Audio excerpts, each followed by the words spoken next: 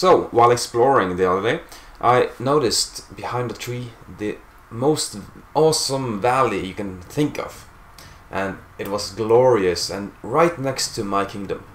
But the neighborhood kingdom, that is like 10 miles away or something, they liked the valley as well, and they offered me some money for it. So, it was a lot of money, actually. So, yeah, we moved the valley to them, so they had a better kingdom than I had.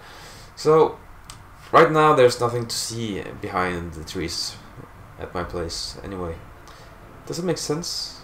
No, not really. But anyway, welcome to Tarkas Reviews. Hello. Today we're talking about Isle of Skye, from Chieftain to King. This game takes the known mechanism from Carcassonne and alters it to something very new. Let's check it out. So the game, Isle of Skye, from Chieftain to King, is a small box, and it does not have a large footprint on the table. Well, it does actually, because you need some space for your actions, because these are moving around and the towns are expanding. But notice, the towns, or the kingdoms, are their own. So you have your kingdom to worry about, and the other players have their kingdom to worry about. So you can't mess with other players. In Carcassonne, you place tiles, and then you place small meeples, or people, on the tiles to make points. That is completely removed from this game, and you make points other ways. Also, you can bargain about the pieces. You can sell them to other players, or rather, they will buy it from you. I have to explain that rule, but first, let's see what makes points in this game. So the game lasts either 6 rounds or 5 rounds, depending on the number of players. This is 5 players, and this is 2 to 4 players. And we have this large tile of scoring tokens. We shuffle them, and we put out 4 of them in the windows, like so. So let us see, in the round 1, we score whatever is in the window A, and round 2, B, round 3, A and C, and so forth. So each window is scored 3 times. Everything is on this sheet of paper here, and it all makes sense, and it's a lot of variety for each game. So let's find out how the game actually works. Each player has this player screen. That is to hide whatever you have behind here.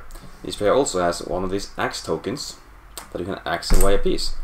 So, on every round, each player draws 3 tiles and places them in front of them. So we do this at the same time. And I choose this axe to point at one of the pieces. That piece is going to go back, away. And the other pieces I have to price, either to pay myself or for the other players to get. So at the same time we reveal, okay, I axe this piece, it goes back in the bag with other pieces as well. Now these pieces are for sale. So if someone buys this from me, they take the piece, give me 5 gold, and I keep the 5 gold as a price. But no one bought this one, so I pay to the bank, and I get this piece for myself. Hooray! Included with a potential other piece I bought this round. And this mechanism here, this alters Carcassonne completely to another level. This is gamer's Carcassonne. Often you find yourself, okay, I could get 4 gold for this and 3 for this because he wants that and he wants that, so okay, I'll maybe do it 5. I can get 5 maybe. And someone buys it from you. Hooray, you got 5 gold and you keep the 5 you placed there. But then there's a time when, oh, I really need this piece. Okay, no one's going to buy it from me, I'm going to buy it myself. Haha. No one has that amount of money, right? And they buy it. No, not that piece. It's okay, yeah, I got a lot of gold for next round, but I needed that one. And that feeling is all around the table. You see someone else buying a piece before them, and pieces that they wanted from themselves are bought, and it's just great. It's a great way to do it. So I need to mention one thing, that is the catch-up mechanism. Say it's round 3, and the score is like this. Usually you get income based on the value you have in your kingdom.